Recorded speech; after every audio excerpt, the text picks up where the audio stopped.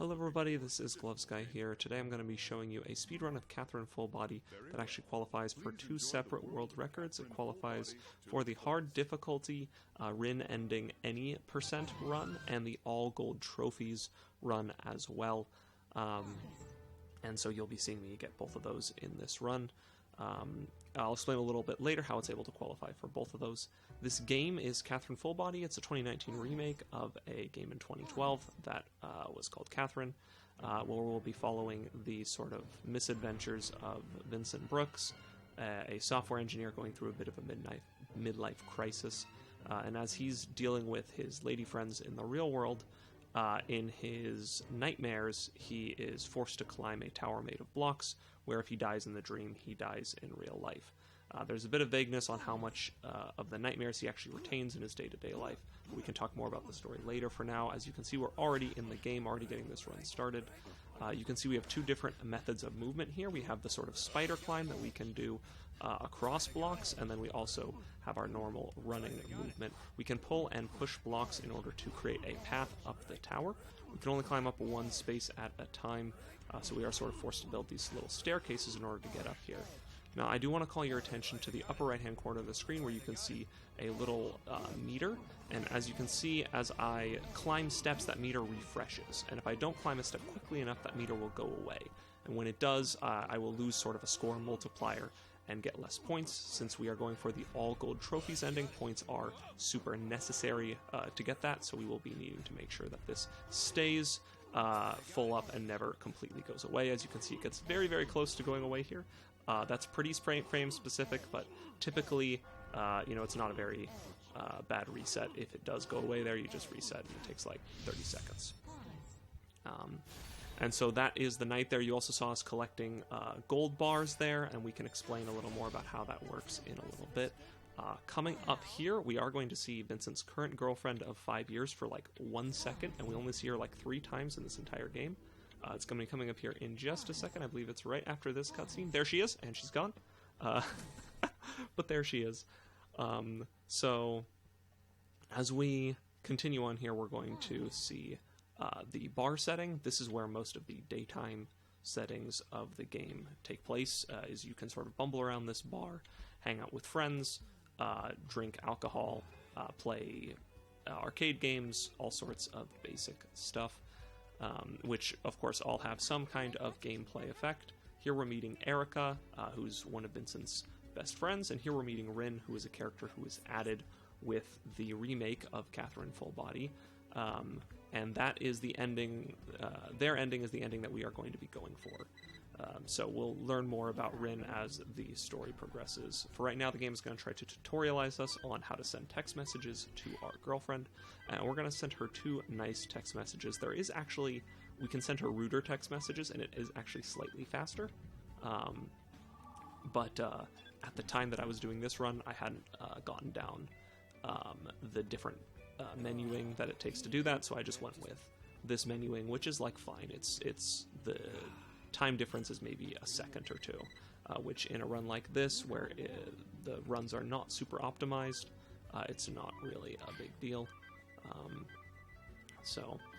Speaking of unoptimized runs, this run is super not optimized. You can definitely shave a lot of time off of this if it's something that you're interested in, and I'll be trying to give little tips on how you can improve your speedrunning on this run as well, as we watch through here. And we're just going to hang up on our girlfriend there, because talking to her takes time that we do not have. So that's going to be it for this night. It was basically just a cutscene and a tutorial, but there will actually be playable sections of the daytime parts of the game later on. We are not really going to interact with them at all. We are basically just going to go home immediately, but you will see them in a little bit here. Now we're going into night 2. This is the Prison of Despair. And this map is going to introduce basically the basic concepts that you need to understand in order to play the game. Now, because we're on hard difficulty, the difficulty curve is pretty high. For me, as someone who has played this game to death, it's hard to like it looks easy, but I've been told by other people that it in fact is not easy for most people who don't know this game, so I guess take that as you will, but for me it seems pretty simple, so maybe it doesn't seem all that impressive. But as you can see here, they introduced cracked blocks. We can only step on cracked blocks twice. If you step on them a second time, they will break the next time that you move off of them, which we will see here in a bit. In fact, we're going to use that property in order to get some extra gold there. You can see a little mistake there that I made with inputting. We can maybe talk a little bit more about that later, but essentially as you move in this game, you have buffered inputs, so you can input like maybe half a second before you actually like get to where you need to go, and it is slightly faster. So if you see me make mistakes, it's usually because I'm buffering inputs, and I made one mistake in buffered input, and the remaining buffered inputs then, of course, cause problems. And you can see us using the broken cracked block there in order to get up to the top here. And we're just skipping some cutscenes. Cracked blocks can be pretty difficult blocks to deal with, but especially on...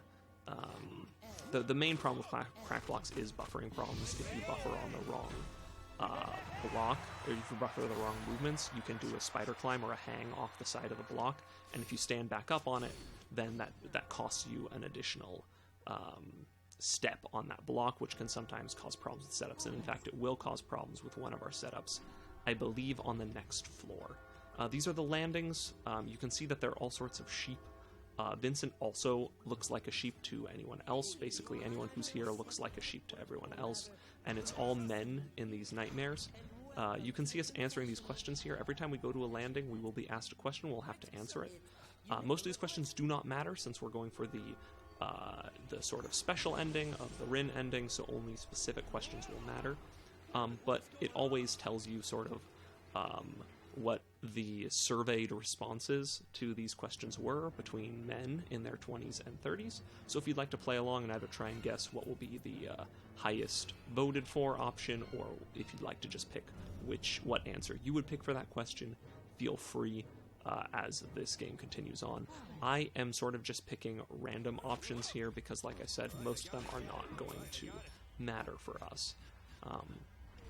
You will see here in a second that we get our first introduction to sheep actually being on the tower. They essentially function as enemies, so they'll get in your way, try and slow you down. These ones here are not super dangerous, and we can mostly ignore them. However, there will be some sheep later on that are much more dangerous that we will have to play around a little more effectively. You can also see we've picked up an item here. Items are single use, and you can find them throughout the levels. Typically for an item, all we need in order to make it usable, we just need to make sure that collecting the item takes less time than the item will eventually save us, which the items tend to be pretty useful for that. We can also, as you see, if you run into an enemy, you can knock them down the tower. Enemies can also do that to us, which will of course cost us time.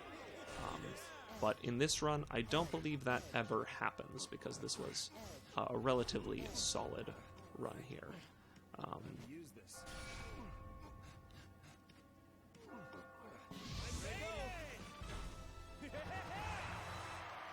Now we're going to be going up to the landings again here. The other thing that the landings do is that they sort of give you an opportunity to learn some of the game mechanics. The sheep on the landings will teach you different techniques that you can use. And there's also items you can buy and things like that. We aren't really going to interact with any of that because it takes too much time, or in the case of purchasing items, it negatively impacts our score. Now on these first couple floors, the game really isn't particularly difficult, but at the end of each night, the final sort of leg of your journey will always feature a sort of boss enemy that will chase you up the tower.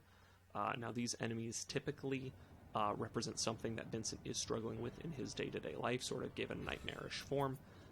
In this upcoming section, what Vincent is experiencing is not anything too terrifying because he hasn't really run into any huge problems in his life so far. All that's going to change when he wakes up tomorrow, but for now we're just running away from a pair of hands that they look a lot like our girlfriends. You can read into that however you like, but Vincent is not exactly the best guy in the world, and his girlfriend kind of scares him. So here we're running away from those. These hands do have a special attack. In fact, most bosses will have some kind of special attack that they can use that will either damage you or disrupt you in some way on the tower. Speaking of damage, if you do get hit by basically anything in this game, you do just die. So it's very hard to get a run of this game that has no deaths and no resets, but that is what we managed to accomplish here. You can see us right now, we're using a very basic sort of like laddering technique where we just grab out a block and then pull everything all the way down. That is about the fastest way to climb up a tower, and we generally want to be doing that pretty consistently as we're playing through. You can also see that we did skip some golds at some points on this tower. In order to get the gold trophy, you do need most of the points, but you do not require all of the points. So where it is necessary, we had to adjust our routing to make sure that we're skipping all but the most necessary golds and the fastest golds to get. The big golds generally are impossible to skip because of how many points they're worth, but on some of the later towers that have many more sections, we are able to skip a few. We are able to skip a few big golds, I should say. So I'm just generally doing this laddering technique here.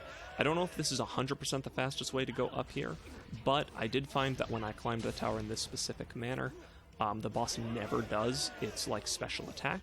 Its special attack is a cutscene that takes 2 or 3 seconds, so it does save a lot of time to climb it this way.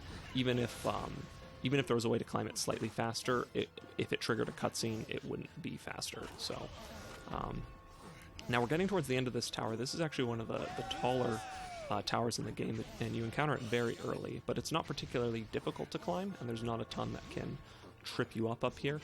Here we're going to use another property of blocks that is like pushing out. You can see as you push blocks out, you can sort of cause things to fall in such a way that will allow you to climb up better, and we'll be using that technique along with many others throughout this run. So that's night 2, the first real night that you do. Now I want you to pay attention to these upcoming cutscenes because I think it's very funny. You get like maybe a couple frames of each of them, but you can still tell exactly what happened with Vincent last night. So just pay attention to these as they sort of pop up. You can see him wake up here. We can see a girl he met at the bar, and then that same girl in his bed, and we can acknowledge that that girl is not his girlfriend. That girl is someone else. And so now you can understand sort of what's going to be causing him a lot of stress and anxiety going forward. And there's a lot more in the story about who this girl is and why they ended up in this situation. But none of that will really come into play in our run here because we are going for the Rin ending, so Rin is going to be the only character we really interact with in a meaningful way. So we're going into the first playable bar section here. We're going to be hanging out with all of our buddies here, like you can see. Now, you can spend time drinking alcohol, but we are just going to leave immediately. We're not going to talk to anyone, and we're not going to drink any alcohol. Drinking alcohol actually has a gameplay effect. It's not just something you can do for fun. It actually increases the speed that Vincent moves in the nightmares. And you can tell this when you are playing because there will be a little bit of lag on all of Vincent's movements. And that lag tends to be most noticeable when you're changing directions. So when you're running in this game, you really want to run in straight lines and make as few turns as possible because it is faster.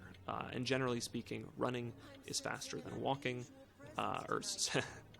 running is faster than spider climbing, and spider climbing is faster than moving blocks. That's not always correct. It just depends on how the tower is laid out. But generally speaking, we want to be running, then spider climbing, then moving blocks.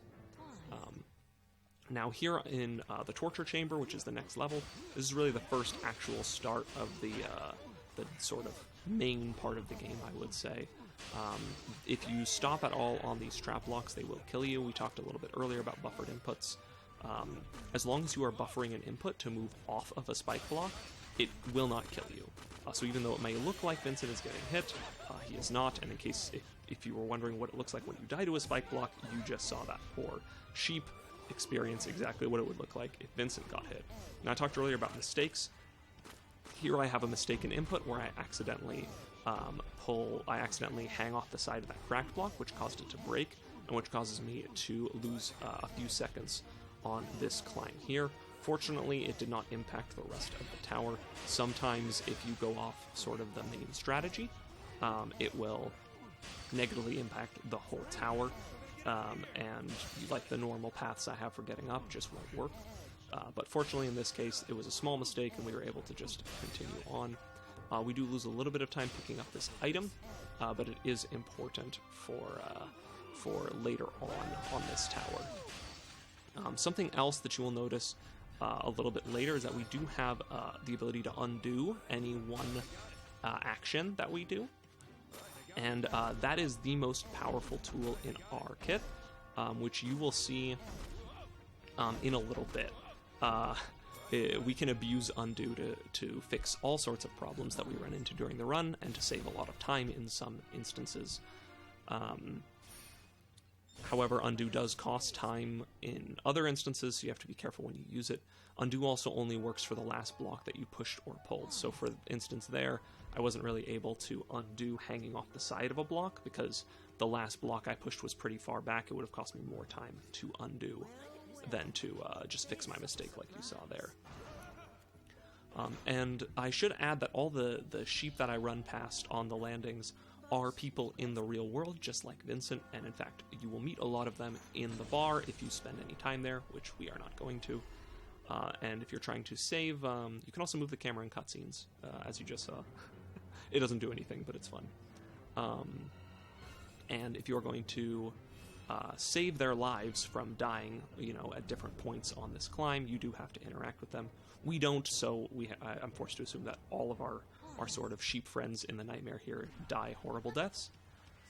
We also did, in that last cutscene that we skipped, introduce the fact that Rin is also in these nightmares, but they are not quite normal. They have access to a magical piano that will actually slow down the falling blocks and make things a little bit easier for you. I don't believe we ever see her do that in this run. I think I keep up a good enough pace where she never has to do that. But it is something that was, again, added with the remake. Anything relating to Rin was not in the original game. We are going to be on a little bit of timer here. We have to beat this sheep up to the top here before they're able to get up here. And we can perform a cool little sequence here where we take down both of these sheep and are able to keep navigating up the tower.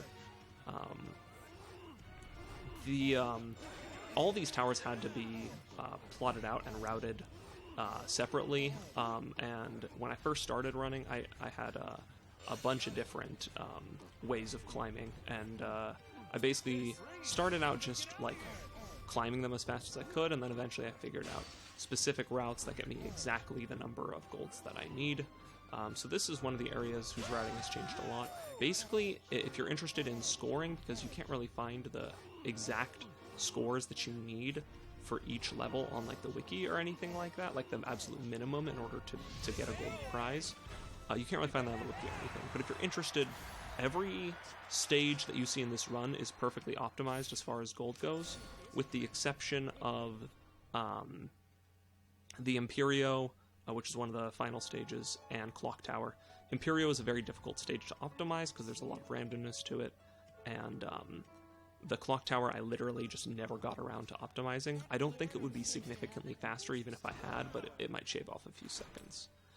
Now you just heard a noise there, and you see that our meter just got cracked as we pulled that lever. And there's a reason for that. That is a special question, and we have to answer all the special questions correctly in order to successfully get the true Rin ending, and also to access some of the bonus stages that were added to the game, which are only accessible through the true Rin ending. And so you can pay attention for that sound as we hear it in the next stage, because in the next 3 stages we will be asked a special question again. I'll try and point it out. And then this monster that we're about to see is really disturbing, but you can kind of see why this is sort of what's in Vincent's imagination here. You can see we just picked up another item. This allows us to climb up 2 blocks instead of 1, 3 times per well, it has 3 uses basically, so it allows us to climb 2 blocks instead of 1, 3 times before we run out of uses. You can see that this boss has a specific attack, and I am undoing every time. the first sort of effect that undo does in this game is that when you undo an attack, the attack goes away. It just completely disappears.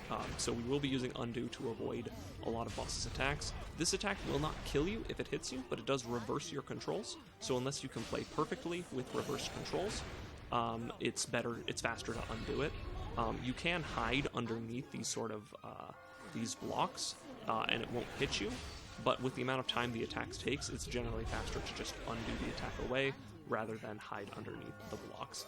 It's possible that there's some kind of routing maneuver that will allow you to like be perfectly placed underneath the right block as the attack falls on you, but if there is, I did not figure it out.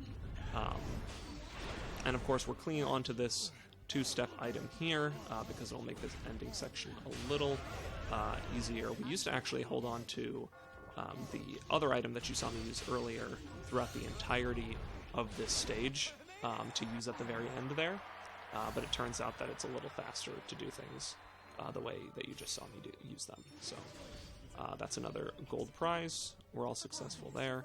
And cutscenes get a little sparse here, so we should be blazing through these sort of cutscene-heavy sections of the game. This game really is like probably 50% cutscene. It's really trying to tell a story about relationships, which is hard to do in a video game, generally speaking. Video games don't focus on characters currently in a relationship. But we'll talk more about the sort of big scare that Vincent receives today as well a little later on. Now, I want to talk for a little bit about different types of blocks, because we've seen a few that I haven't really explained. The blocks that have sort of the faces with the glowing red eyes on them are immovable blocks that can't be moved at all. You'll also have seen me run past some heavy blocks in the previous stages. Heavy blocks are identical to normal blocks, except they look a little different, and they take twice as much time to move. So obviously we don't want to interact with heavy blocks at all if we can help it, because they are slower. We are going to move a couple during the run, but we move very, very few because, again, they are slower. This next tower isn't going to introduce any new blocks, and it's actually a little bit annoying. In the any percent run, if you're not going for all gold trophies, there's a way of beating this tower that takes very little time, but it sacrifices basically your entire score. And obviously we can't do that since we're going for all gold trophies, so we just kind of have to get in there and do it, which means that this tower is a little slower than the others. But fortunately there's only 2 towers on this night instead of 3. This is the Inquisition. It also has my favorite musical track in the game. If you've noticed, all of the musical tracks that are playing in this game are remixes of famous like classical and classical pieces. So in this case, this is Bach's Little Fugue, and it is very good. You should listen to it sometime. But anyway, here we're doing a specific kind of technique called a floating staircase, where basically, as you can see, we can pull the blocks down and then push them out to like continually get a longer and longer staircase. You can do this basically as long as you have 2 blocks underneath you, and as long basically as far as the tower is wide, you can do that to get up, and it's relatively fast. Not quite as fast as basic laddering, but it's pretty fast. This wall, however, we have to use a technique called Inazuma, which is slow. The advantage of it is that you can essentially climb any wall that is 3 spaces wide, like this one, indefinitely. You can do this for forever, and you will never run out of space or places to stand or anything like that.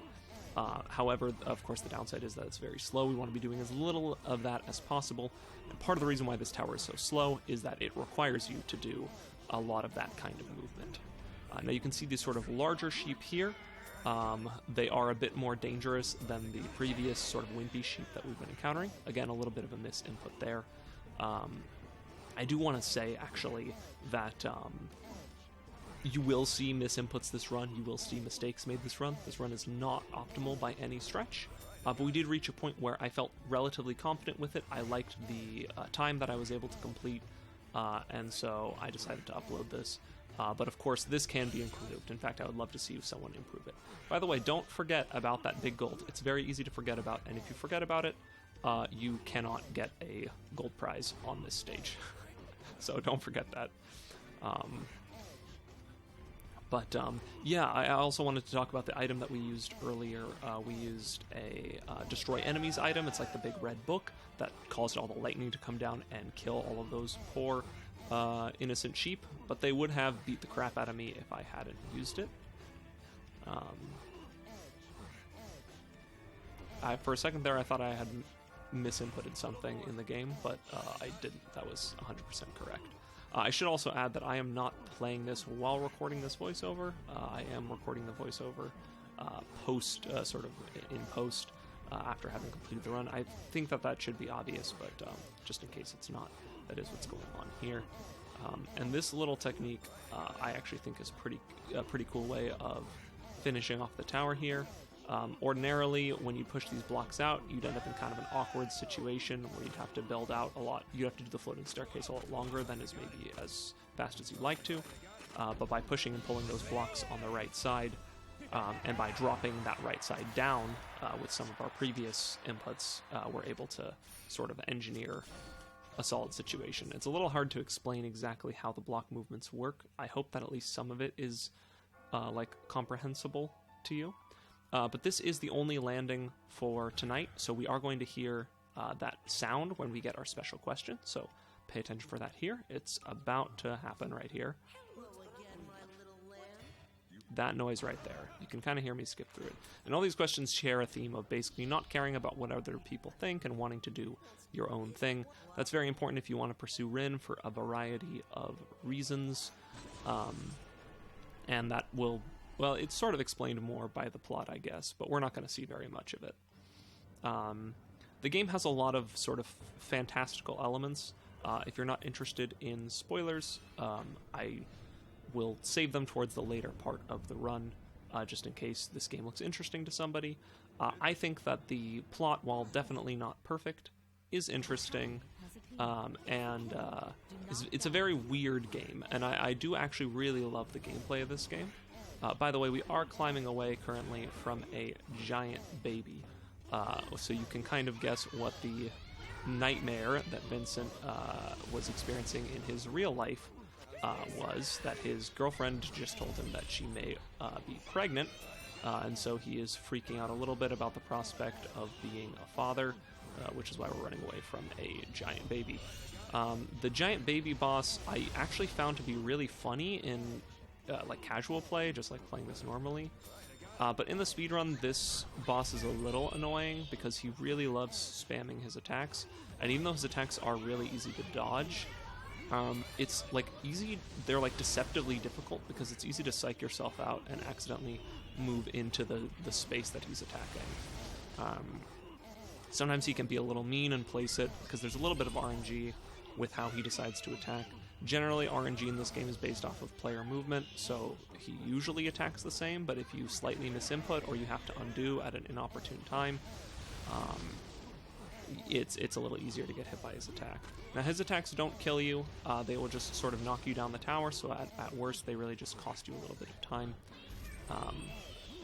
But he really does love to spam them, so he can be kind of annoying, and then he also loves spamming his voice lines,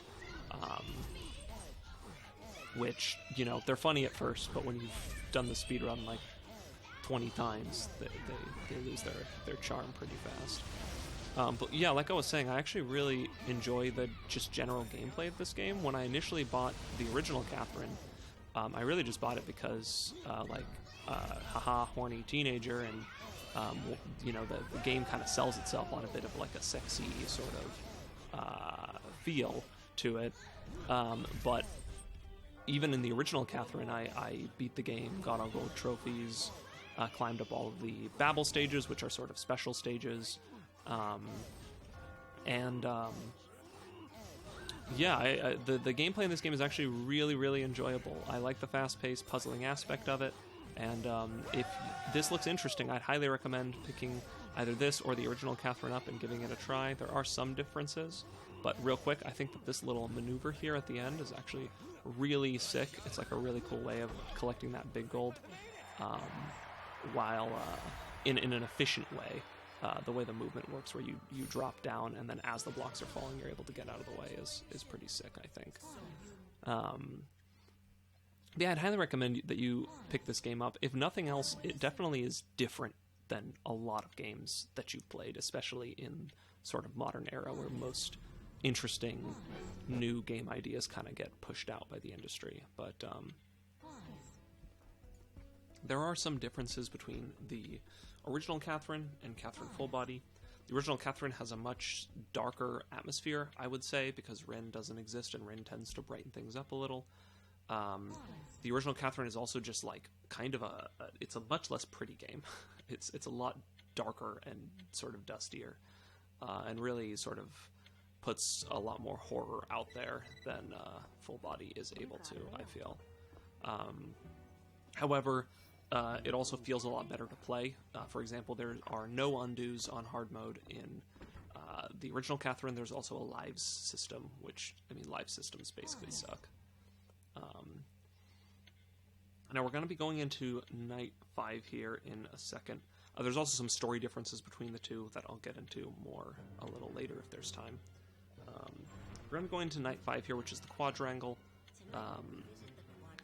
This stage is like consistently one of the ones that I dislike the most, which is funny because there used to be a lot of stages that I liked less. But as I figured those stages out, this one just ended up being one that always gave me anxiety, and it's because it's primarily composed of ice blocks. The problem with ice blocks is that if you start running on them, you will slide until you hit a block that's not an ice block, or until you fall off the edge and die. And so ice blocks are really dangerous when they're stacked up like they are in this stage. It's very easy to... we talked about buffering inputs earlier. It's very easy to accidentally buffer one wrong input and just instantly kill yourself. And normally when there's just a couple ice blocks around, you don't really have to watch your movement very much. But when there's a lot of them, it can become very, very dangerous. So I always have a lot of anxiety on these stages where there's a lot of ice blocks, because if you miss input even once, you're just dead. And there's the thing about undoing is that Vincent has to be not moving and not interacting with anything when you hit undo. So if you're not careful and you input wrong, you can't use undo to save yourself. And here we jump on this crack block twice, specifically because otherwise that other enemy will climb up this will climb up the crack block after us and cause problems instead of getting himself killed like he just did. And then here we get a little unlucky.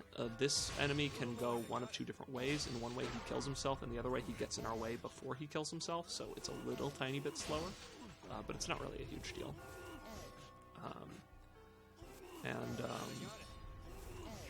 Just thought, it occurs to me that I haven't actually explained the Mystic Pillows. You can see that little pillow on the block down in the bottom right hand corner there.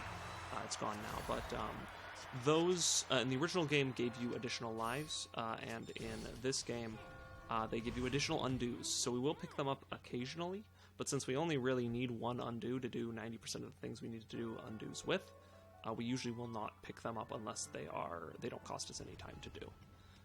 Which sometimes when the blocks fall a certain way and it takes a little bit of time, we have enough time to pick one up, but generally we can't. You can see this little meter here. I haven't really talked about it very much, but that little blue and red meter is supposed to sort of indicate whether Vincent leans more towards order or chaos, towards freedom or sort of order, I guess, being settled down. And so the questions that you answer would change what ending you would get in the game, or how well the ending that you get goes is more accurate. However, in our case, we are actually going to end up breaking that meter, so it is not going to matter, and you'll see that in a little bit. Here you have to be very careful. If you try and pull that block out too quick, that guy sliding back and forth will just completely knock you off the tower and kill you. And then this tower specifically is my least favorite of the three that we have to do tonight, because it's very tall, And again, it's very easy to miss input on this tower very high up and get yourself killed. And you have to do some tricky inputs in order to do things efficiently, and it's very nerve-wracking. It occurs to me that I haven't explained one of the very, very basic principles of the puzzling in this game. You've probably noticed by now that when I pull out blocks and I leave no space underneath a block, it still stays up, and that's because the way these blocks work is that they're supported by edges. As long as there is a block with an edge underneath another block, that block will stay up. So rather than just connecting directly underneath, they connect by edges, and that's why the game is constantly saying edge all the time, because it's a way of letting the player know that that block is stable and will not fall. In fact, you can get definitely some panic-induced, oh shit moments when you move a block and you don't hear edge, because it usually means you've made a mistake, unless you were deliberately trying to get that block to fall for some reason. I should also add for ice blocks, if you slide on an ice block into a spike block, you will just die. That's another way of just dying with ice blocks, so you've got to be careful. As long as you're standing on a single ice block or the edge, an ice block that is right next to nothing, if you move off the side of it, you will start to spider climb. So it's spider climbing on ice blocks is fine, but if you try and do the run action, it kills you, right? So that's why you see me sort of doing these sort of weird motions where instead of moving directly to the left here, which would kill me, you have to spider climb off the right and then move over to the left. So if you'd like, feel free to play the game in your head of how many times you would input wrong and get yourself killed climbing this, and you'll start to see why ice blocks are so fucking annoying. Right there, you would fall. You wouldn't die, but you would fall. And then here, we show you what happens when you make a mistake on ice blocks. You fall until you die. So we're going to sort of restructure here, and then the final puzzle of this tower is actually, I think, a really cool puzzle, but it is nerve-wracking. You're very high up here, and this is a long tower to climb, so it's a huge time loss if you fall. Which I should add, you've seen us picking up checkpoints. Now, obviously, we don't die at all in this run because I already told you I didn't, and it wouldn't really be much of a world record run if we had died in it. But if we pick up those checkpoints and we choose to respawn at them, it actually will reset our multiplier meter in that upper right-hand corner. And if that meter gets reset, our chances of getting a gold prize basically disappear. So with this run, this run is very, very punishing for mistakes, because if you die at any point, you basically have to start that entire specific stage over again. And that can be very punishing. Here's another special question, asking if we can accept any secret our lover may have, and it's because Rin has many, many secrets, and we're okay with that. Checking in on the game, how have you been guessing? Have you been getting most of the things correct? Are you sort of surprised at the decisions that the general populace makes in regards to these? Who knows? It's all very interesting and cool, I'm sure.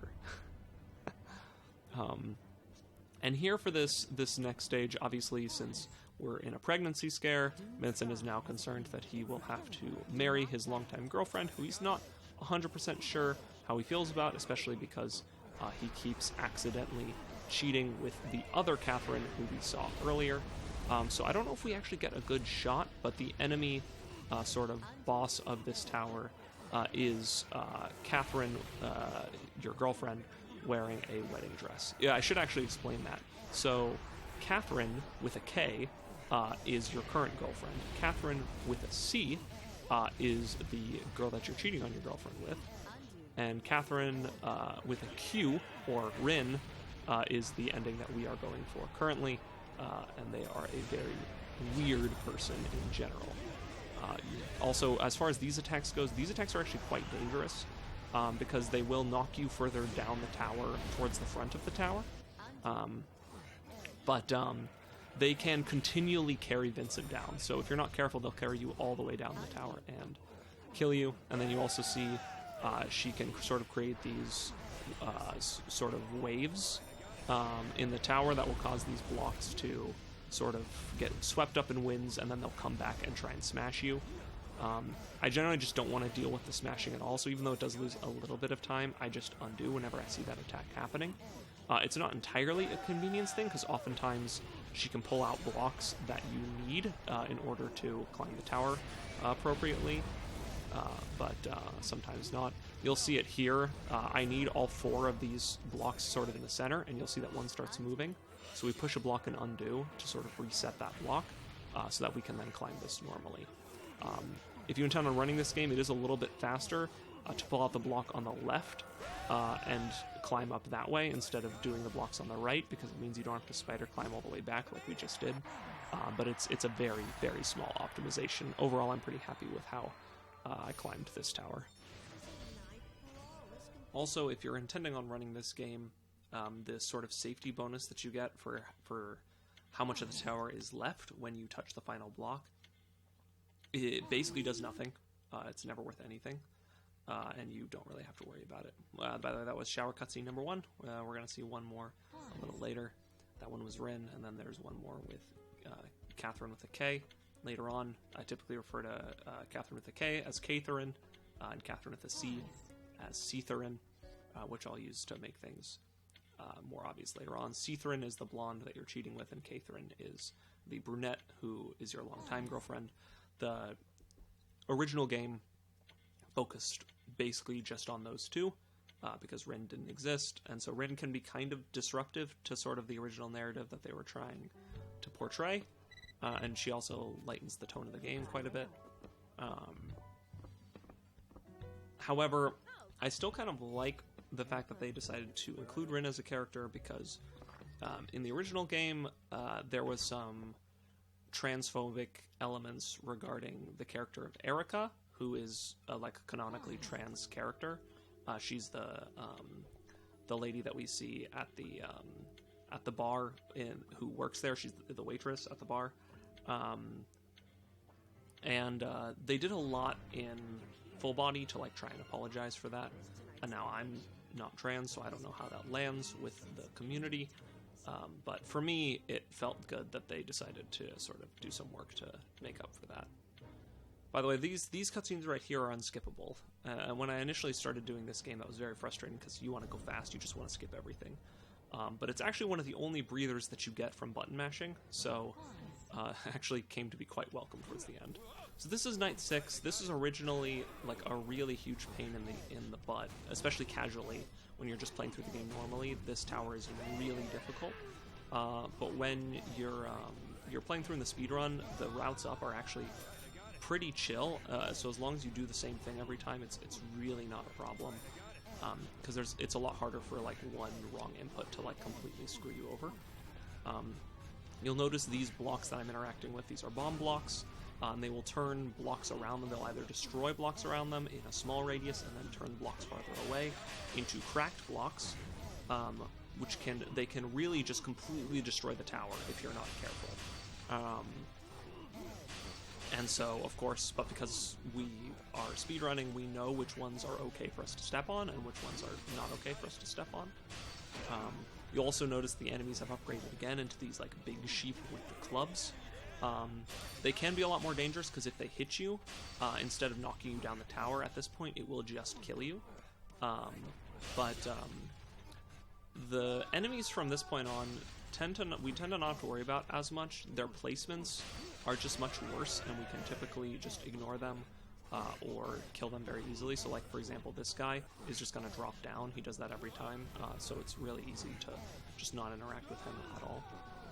And again, we can climb up this pretty quick, because we know if we step on certain bomb blocks, it's not really going to be a problem at all. And because we can bait enemies into getting killed like that, and make it pretty easy. But yeah, initially when you first start running this game, Clock Tower might be an issue. Definitely in like casual play, Clock Tower is a huge pain. The ending of this tower is actually pretty cool.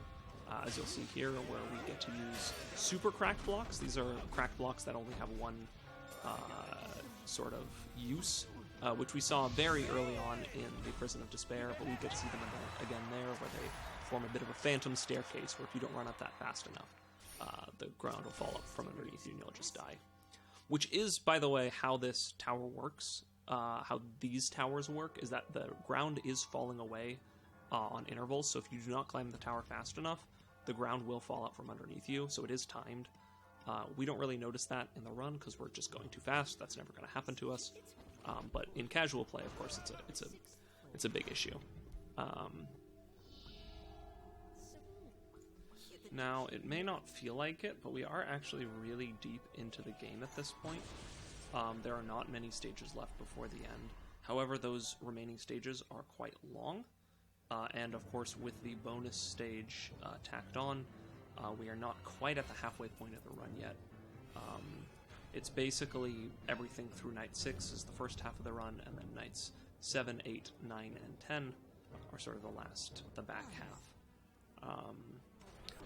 This stage, by the way, 6-2, is very easy to make mistakes on. In fact, I think I make a mistake on it here as well. It's not a huge mistake, but it is a slight sequencing issue. You can see me have to think about it a little bit. Which brings me to another thing that undos do. You'll notice I'll step on a bomb block here, and then when I get to the bottom, I'm going to use an undo. And that's not because I didn't want that blocks pulled out. It's because undos also reset the fuse time on bombs. And we will actually use that a significant amount in the run. We'll use it to make up for a mistake earlier, and also to make some stuff on the next floor a little bit easier. So you'll see up here in a little bit, I'm going to grab an item that I'm going to save for the next floor. In the any percent, normally you would just buy the item with some gold, because you wouldn't have to go out of your way. But since the item that we're going to be picking up is right next to a big gold anyway, we don't have to worry about it. These are spring blocks. They are the only quote-unquote good block in the game because they propel you upwards 5 spaces. Generally, we want to use as much of those as possible. There are a few times where you'll see one, but it's not in a good position to do anything. And in some later stages, you can manipulate them to spawn, and we'll see that a little bit as well. So right here, I have to undo again to sort of delay this fuse timer because we have very little time to get across these bomb blocks before they fall.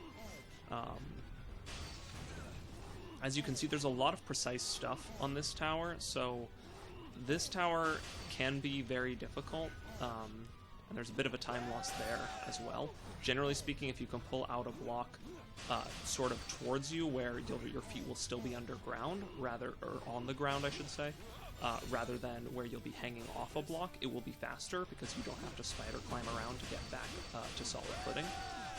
And here's a little bit of a fun part, you just get to run up all these spikes.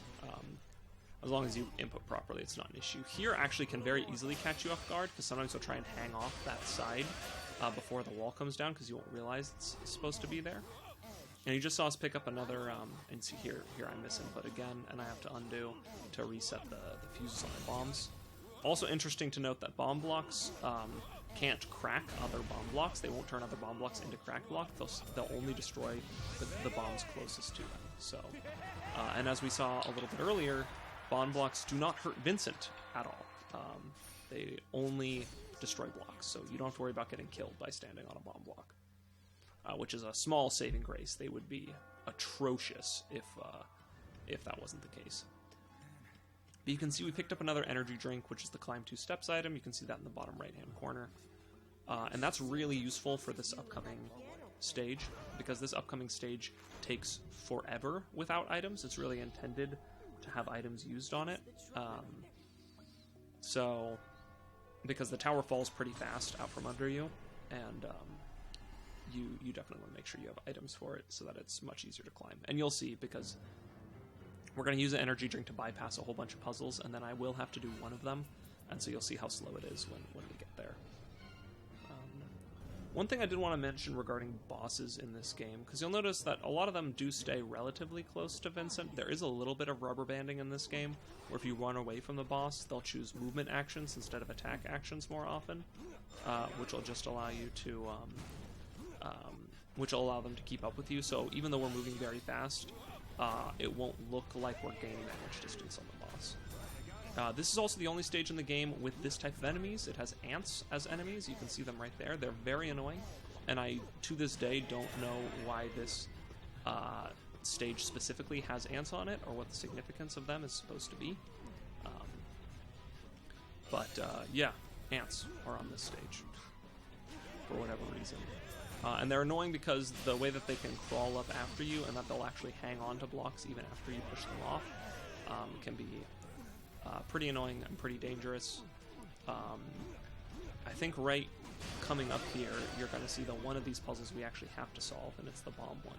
So this is the way you're supposed to solve all the stuff that we just bypassed with the energy drink. Without the undo, of course, we only do that because there are bomb blocks here, and we want to reset the fuses. Where you have to sort of mass all the blocks onto one side in order to spider climb over to the staircase, so you can keep climbing. We do use a book here. It's not strictly necessary, but if you're not careful, that ant will climb up here and will block you from being able to move back when you push this block out, and that upper block will fall down and crush you.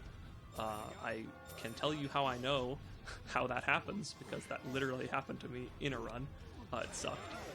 So just take the little bit of time loss, use the book, and kill the enemy. It's not worth it. Every time I've tried to like play it safe, it's just cost me more time using the book later. So.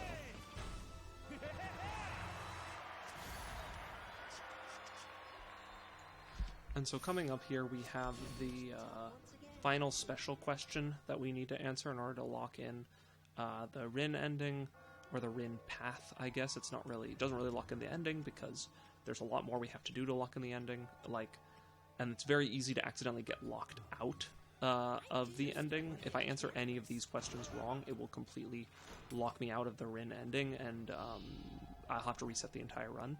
Now, usually that's not too big of a deal, especially with these 4 questions, because each special question, there's one on each night, and they always come on the same floor, and they always have the answers in the same spots, so all you have to do is know the pattern. So it's left, right, it's always left on the 3rd floor, always right on the 4th, left on the 5th, and then right on the 6th. So if you go back through and notice, you'll notice that I'm always pulling the left lever on nights 3 and 5, and the right lever on nights 4 and 6. And you can see the narrator announcing that Child with Chainsaw has appeared, because Vincent didn't really have any additional traumas on this day to make an enemy out of. I think in the remake there's a little more cutscene focus on Rin on day 6, so I think they or on day 5, I guess. So they I think could have done something with that, but since we're using stuff from the original game, there really was nothing to add. So we get Child with the Chainsaw, which is a very funny name for a boss, but it doesn't really have much relevance to the overall thing. Here he's going to try and cut off a section of the tower, and we're not going to let him. And there's a reason for that. This is mainly for if you intend on running this game yourself. We undo the attack so that way, in a bit here, we'll be able to use the blocks that would normally have disappeared when he tries to cut off the right side of the tower in order to climb faster. He also has a machine gun attack that causes you see right here. Basically, when we run up these stairs, we wouldn't be able to run up them if we hadn't undid that attack earlier. And then, so he has that attack, which isn't really a big deal, and he'll do it again later, and we'll let him, because it won't cause us any problems then. But you can also see he has this thing where he fires the machine gun in the air, and that attack causes all these, buzzsaw things to sort of fall out of the sky onto you. And they move around, they'll, stick to walls and floors and move around, and they can be really dangerous, so we just not do that and don't let that happen at all. We aren't really going to get much of a good, view of the Child with the Chainsaw, he usually tends to be pretty far below you, and the camera doesn't pan down as much. But this is him, by the way, doing his I'm gonna saw part of the tower, but by the time he does it, there's not really much to saw off at this point. And you also saw us move the heavy block there. That's one of the few times that we actually necessarily need to move a heavy block. And then this ending bit would be really sick. I have a slight mishap on it, but you're able to get up here like right as the bomb explodes, so close that the block breaks, and you see I accidentally push instead of pull there. And that's because, like, at least partially your inputs are determined by the camera. And so sometimes when you're trying to input to pull a block, you'll instead spider climb on it, or you'll push it instead, just because of how buffered inputs plus the camera movement can kind of fuck you over. So you gotta be careful with it there. There's shower cutscene number 2. We've seen both of them now. You just, when you speedrun the game enough, you just start pointing out these little things as they pop up.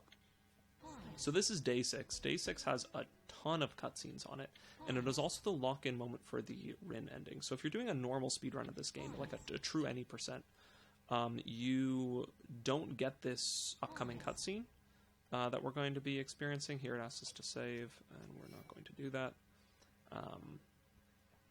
But there's an upcoming cutscene that's doesn't exist in the normal run for the Rin lock-in. And we're going to be asked 3 questions, and if you answer any of them wrong, again, you are completely locked out of the Rin ending, and you have to reset the entire run.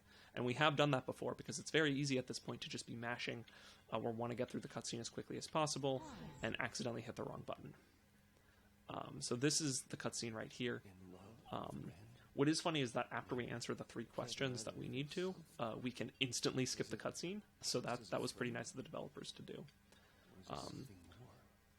So I should probably talk about Rin as a character.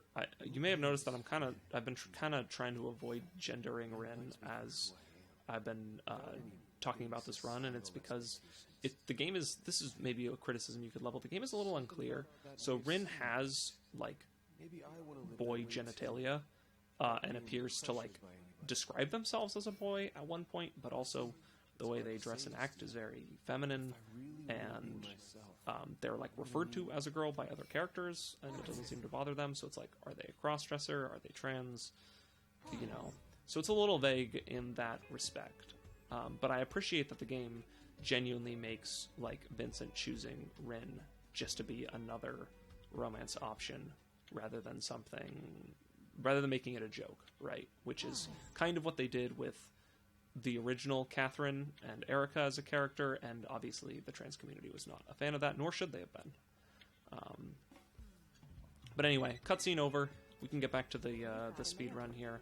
We are now locked in to the Rin route, but we still can not access the bonus stages. And in order to have this be a valid run, we have to be able to access the bonus stages. And we'll talk a little bit more about that in a second. Actually, I guess it'll be coming up very quickly. But basically, we're going to be asked new questions now, and those questions are going to be random. And so you'll see me slow down a little on answering questions here, because I have to make sure I answer I think you're only allowed to miss 2 out of 7. But you'll see me, I know you can miss 1 and it's okay. I don't know if you can miss 2 and still be okay. But you have to at least answer enough of them correctly in order to unlock the bonus stages. Otherwise, you're not able to do them. And in order to get all gold trophies, obviously, you have to play all stages, which includes the bonus stages. This is Spiral Corridor. It's actually one of my favorite stages in the game. I like that Spiral Corridor tends to be a lot simpler. It feels less gimmicky than oh, here's the stage with all the bomb blocks, here's the stage with all the ice blocks. Spiral Corridor really feels like it pulls back on a lot of that crazy stuff and puts your puzzling skills to the test. And I really appreciate that. Now the downside is that this first floor is really, really long. And the other downside is that this night has 4 floors, technically 5. So it's this is a really, really long night in general. We did just pass the halfway point of the run. We're about an hour in as of the Spiral Corridor cutscene. And so you can imagine that the next, we only have 1, 2, 3, 4 floors left. So you can imagine that the next 4 floors are very difficult and long, which they are. And then You'll notice that I'm actually moving the camera up. It's very easy to forget, to like get so locked in that you forget how close you are to the top. But you want to vary up slightly how you're moving the blocks around, because there's a faster way to move to the top. You can do like a normal staircase rather than the kind of modified Inazuma that I've been doing here with 4 blocks, where it's a little faster. If you start running the game and you play through hard difficulty, you'll understand what I'm talking about. But yes, so right here we're doing a sort of modified Inazuma. Again, there's really no way of doing this quickly. You just kind of have to do it, which on the one hand it's kind of nice at this point in the run, because it feels like a bit of a like breather, because it's just doing the same thing with slight variations over and over again. Really the key to a lot of these is just starting with the right block. If you start with a slightly wrong block, you can just get completely screwed. But here we started with the right block, so there won't be any issues with us climbing this. A bit of a misinput there, but like I said, this run is not perfect. It's got a few issues, a few places that you could fix it. If with perfect input, I imagine you could get a 155, maybe even a 154, although that's really pushing it. I don't think you'd get 154 without better routing. But you could certainly do better than my current time with perfect inputting. And I definitely do not do some perfect inputting. In fact, on the Imperio, there's a lot of mistakes that get made, but we'll talk about that when you get there. Right here, because I had to go over and get that big gold, this is like the first part in the entire run where the meter in the top right starts to become a problem. In fact, you can see me do a little variation. It would be faster to pull out that middle block there and then hop up, but I deliberately choose to hop up first to reset my multiplier, because otherwise it's very dicey as to whether or not you'll actually be able to do that on time. And then I do the slow mode here. I actually could have pulled out that block with the coins on it and pushed it to the left, and it would have been slightly faster, maybe a couple seconds. But it's still not a huge time loss on the whole. Another thing I'd like to point out is, if you'll notice, I did get every single gold on that level, and in fact I will be getting every single gold on all 4 basic levels in Spiral Corridor. And the reason for that is that once we get to the final level of Spiral Corridor, we are going to actually be able to skip one of the large golds that I've been picking up. And the reason that we want to waste a bunch of time picking up all these small golds is that big gold takes like a full minute, maybe longer, to pick up. It takes so long. And I'll be sure to point it out when we get there. It won't be immediately apparent why it takes so long to get, but I'll point it out once we get there. And you can see there our meter has broken, and we have our little plant that's growing. We need to get that plant to turn into a flower in order to access the bonus stages and access the real Rin ending. And you'll notice that I took a little bit more time with the questions there, because again, I need to make sure that I answer enough of them correctly to continue to unlock that ending. If I answer too many wrong, again, run's completely locked out, you just have to reset. Fortunately, that has never happened to me. I've never been locked out of a run this late in the run. But it has come close a couple times. The nice thing also about Spiral Corridor is that 2 of the stages are very long and 2 of the stages are very short. This is one of the short ones, where we're basically halfway done with the stage already. The final puzzle is a bit of a doozy. In fact, it's one of the harder puzzles in the game. It's not going to look very difficult here, but like here they kind of get you in the mindset of like, oh, you have to go in and build under in order to get here. So you kind of want to do the same thing with this setup, but you actually don't. You actually want to pull everything out to make it work. So it can really fuck with you if you don't know what you're doing. The one thing I did want to mention is that I talked a bit earlier about the music and how much I like the music for the Inquisition, Bach's Little Fugue. The one thing I don't like about Spiral Corridor is that I absolutely detest the music in this stage. It's just like the same 4 notes over and over and over again.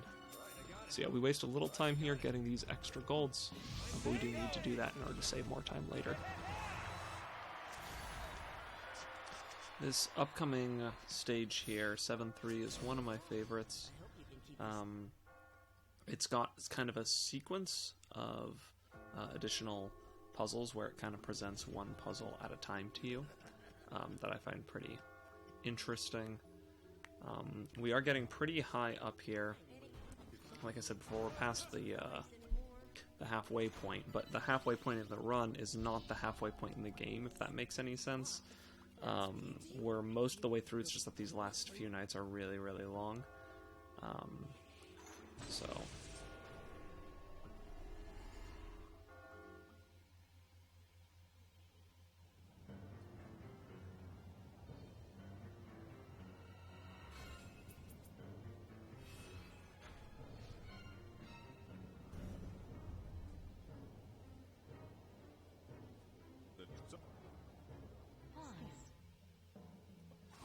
So, at the start here, it's pretty simple. There's a little bit of a mistake coming up here. It's just a small misinput, but for the most part, this floor, it took a lot to route it because the puzzles are pretty difficult on this floor. But the actual execution is not very difficult if you know what you're doing. That's actually probably kind of one of the nice things about... See, there was the mistake right there. It's actually kind of one of the nice things about Spiral Corridor is that since so much of it is like supposed to be brain power, the actual execution tends to not be too difficult. So I mentioned earlier that the first floor feels like a bit of a break, but honestly, aside from the final stage, this whole night feels a little bit like a break. You can see that there's 2 towers here. Luckily for us, there is no gold on the right side. And this puzzle right here is one that looks so impossible when you first see it. But when you know what to do, it's really not too difficult. Just got to get the blocks over on the right side to make a platform so you can get up. And then, like I said, all the gold's on this side, which is really nice, so we don't have to worry about doing both towers, which makes this a lot faster. And then this is one of the few times we pick up a pillar just because we have extra time. Also, pay very close attention to this final puzzle here. It will be on the test later. Climbing a tube side-by-side staircase like this is not possible infinitely. Like, eventually you will run out of space. And so this puzzle is all about seeing if you're able to get to the maximum amount of height possible here, which we are able to do. And this is, I think, the only level that ends with a spring like this. Which is, it's kind of cool. I really like the ending. That's one of my favorite stages, to be honest.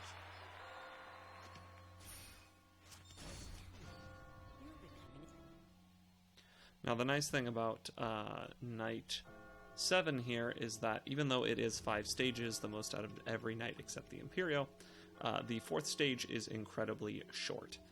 So it doesn't really take too much additional time for us to complete it. You can see, again, just being careful with answering these questions, trying to make sure I get them all right.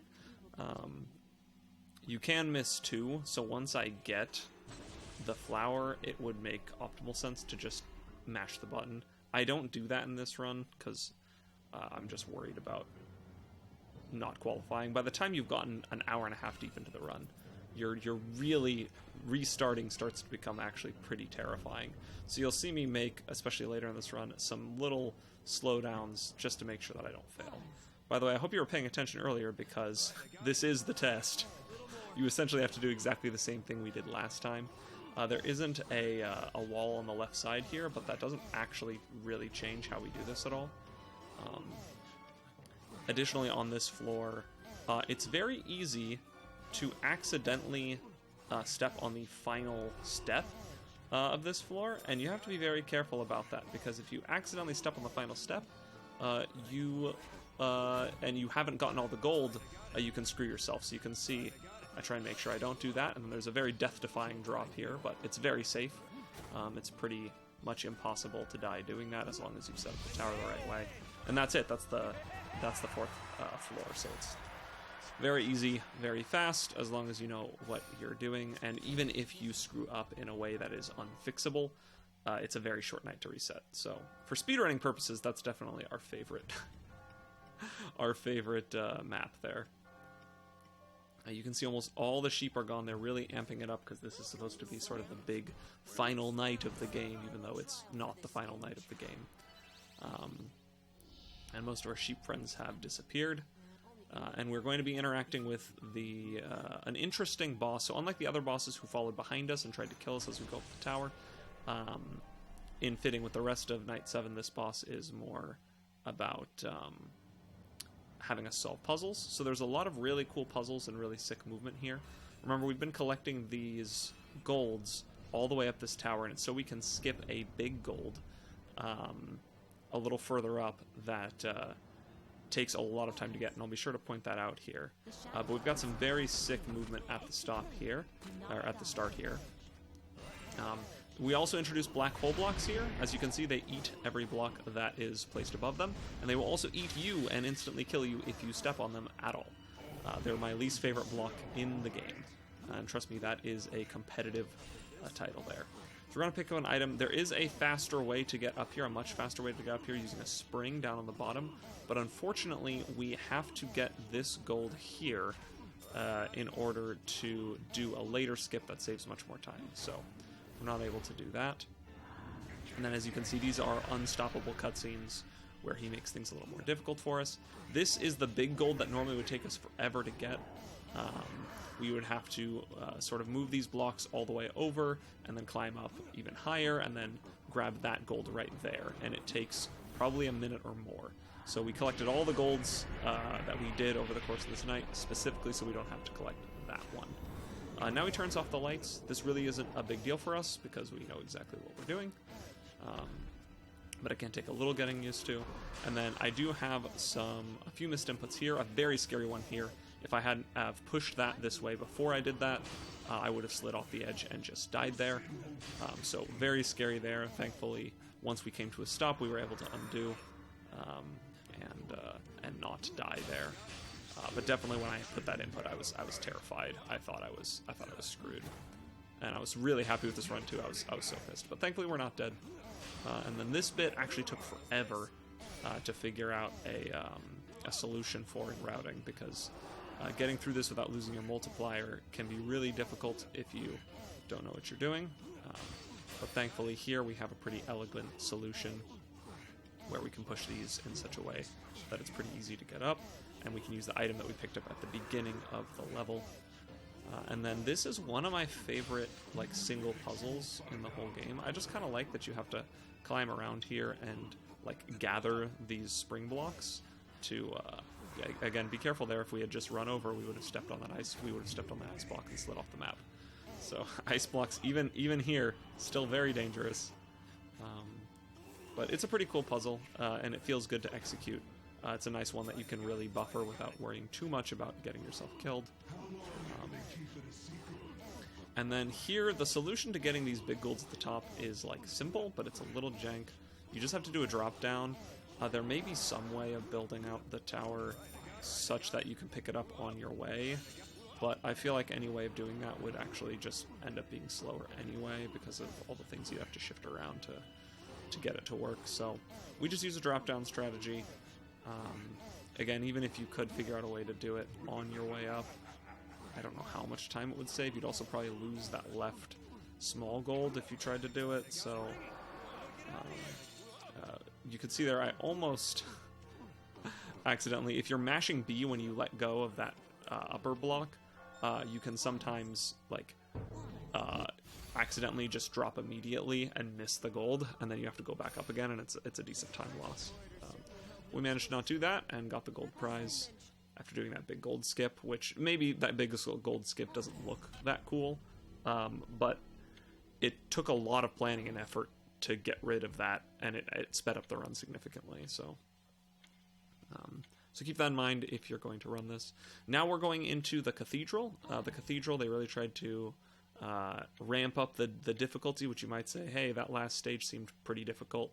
How are we going to ramp up the difficulty going into the cathedral?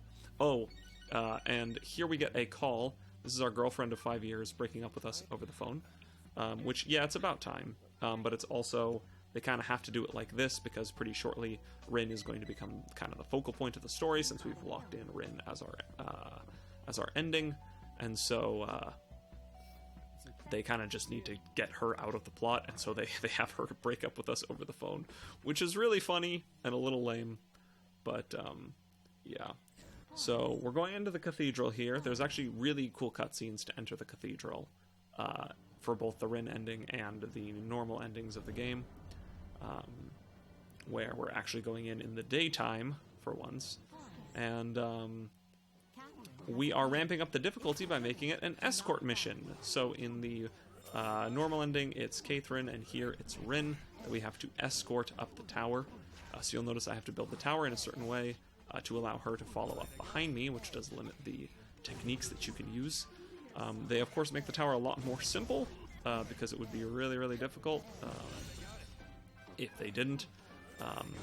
But it's still difficult regardless. You've got to be careful, because if you get too far ahead of Rin, then the bottom blocks of the tower will fall away and she will die.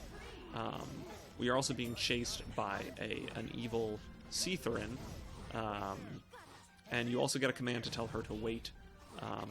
If she runs up behind you, she can block your movement. Now, if you move towards her, she'll move. And you may notice I'm doing undos here. I'm actually doing those when the screen starts tilting and you hear like a distant rumbling. The AI is preparing, the boss is preparing an attack. So when you see me doing that, that's because I'm just trying to get rid of that attack before it even starts to spawn, because especially with Rin, you don't really want to take any chances, especially as late in the run as this is. You don't want to take any chances at getting her killed here. So you have to be very careful with these spike blocks. If she runs on them and stops moving at all, which the AI loves to do, then she'll die. So you want to lead her away from the spike blocks or trigger the spike blocks to make sure that she does not step on them. And in fact, I get into a little scare about it earlier, because if you move towards her, she will move to give you space. And depending on how you trigger these spike blocks here, it can lead you to some problems. So, for example, right here, if I had run back towards her, she would have run onto that spike block and died. So I have to like stop up for a moment just to make sure that that I don't accidentally kill her. And then here, the AI starts like spamming these lightning attacks, but they're usually a bit behind you. So we're just making sure that they're not hitting Rin here.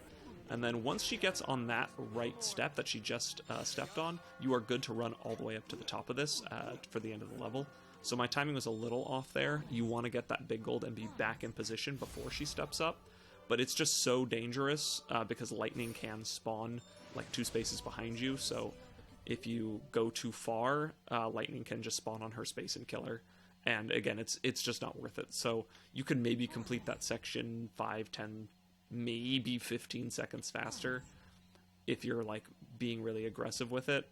But this deep in the run, at least for a run that's not trying for some crazy optimization, just play it a little safe and make sure you undo the enemy attacks. And it tends to not be too bad as long as you keep track of where Rin is, where you are, and you make sure to tell her to wait before she gets too close to you. Like, you want to keep some distance between you and Rin there.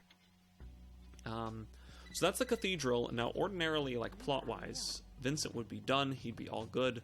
No more nightmares. But because he ended up all alone, and in this ending, Rin gets kidnapped, I believe, Vincent just finds the person who's been creating the nightmares and sort of challenges them to a 1v1. So we're going into sort of the final showdown with that enemy, who, spoiler alert, is also the bartender. And yeah, so this is the Imperio. The Imperio is crazy. The Imperio introduces 2 new block types. It introduces monster blocks and mystery blocks, and those 2 blocks, they basically both have RNG based on the player's movement. So mystery blocks will spawn a random block after you step off of them, and monster blocks will move around depending on how you're shifting other blocks. So there's a lot of RNG manipulations that we have to do. We also do another RNG manipulation here. If you use an undo, it will actually freeze enemies in place for a few seconds. And you can see we use it right there to prevent that enemy from coming over to attack us while we're pulling the spring out. It can cause a lot of problems. And so we use an undo just to freeze them in place so that we can continue up the tower without getting hassled. That an enemy can cause a lot of problems for us. You can see the mystery blocks here. And again, this is based on other mystery blocks that you've stepped on.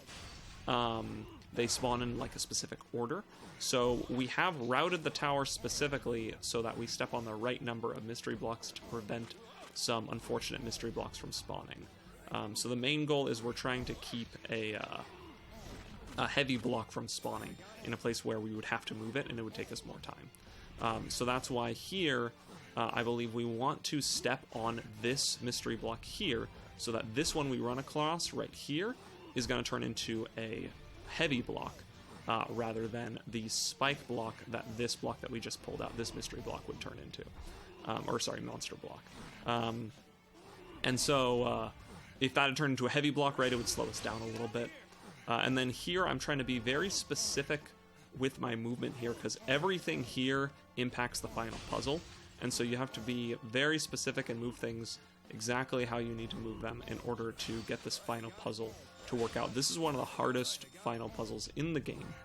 Or at least it was for me, figuring this one out, especially routing it for all golds and within, and reasonably fast, was really difficult. But I'm overall happy with how it turned out. You can pick up that gold here, and then you can pull down a whole staircase here while getting all of the gold in a relatively quick time frame. Usually I try and get as much gold as possible on this first stage, because the later stages are even more RNG heavy, and so it's easy to miss some golds or have some golds get deleted, because monster blocks move when you move blocks, and they will also knock you off the front of them if you try and do a spider climb past them. You can stop them from functioning. You can basically kill them by stepping on them, as you saw in the last tower. But the next floor of the Imperio has a ton of monster blocks, and so routing it was really, really difficult. If you sat on this floor for like 8 hours, you could probably figure out some crazy, insane route to get them to line up exactly how you want. I was only sat on this floor for like 2 hours trying to figure out optimal routing, and then I had to redo it for gold reasons. So feel free to tinker, but I'm relatively happy with the route that I got here. The other problem is that on this floor especially, they will spawn big golds on top of monster blocks, and if the monster blocks move underneath another block, it will just delete the big gold and it will disappear forever. So you have to be really specific. This wall especially, you have to climb exactly the same way every single time, and making exactly the same movements and moving exactly the same blocks, so that you can keep the RNG exactly where you want it, so that you can pick up all the gold that you need. Because if you miss either of these big golds, then you will get a silver trophy on this floor, and the all gold trophies category is for every floor, not every night. So you can see I kill that block and then move it, and again, that's just an RNG manip. You're going to see me moving a lot of blocks for seemingly no reason, or in weird orders that might not seem like they make sense, and all of that is to manipulate the RNG of these monster blocks to move exactly where I want. Like, for example, I wanted that block to move that way, so it forms a staircase for me, and so we had to do some movements to get that to happen. And then here, unfortunately it caused this block to move out of the way, but that's fine because we can pull it back, and then get over here, where we can do that to force that to move so that we can get here. So it was a really interesting puzzle, and then we of course had to figure out how to deal with these two attackers. These are the sort of strongest enemy. They instantly kill you if they hit you, and they will also attack each other. In the original Catherine, they would jump up 2 spaces. They don't do that in the remake, which does allow some better pathing on the later floors here. But see, it looks very simple when you have things, all the RNG all set out exactly how you want, and you can see we got a remove enemies item that we're taking with us, which we will use to save some time on the 4th floor of this night. But routing that stage is all routing. It's like 100% routing. So feel free to use the route yourself when you climb this, or if you want to try and figure out something even faster, by all means. I'm not 100% happy with it, but it does the job, and it does feel pretty sick when you've got it all set up and it just works out exactly the way you want. This next floor, I basically I routed some of the stuff on the top, but most of the routing was done by Crispy Hanako. The route on the any percent and the route for for all gold trophies is pretty similar. So I was able to steal a lot of the route from him. He was the previous record holder in any percent Rin ending, and also I believe holds the record for any percent on hard in general.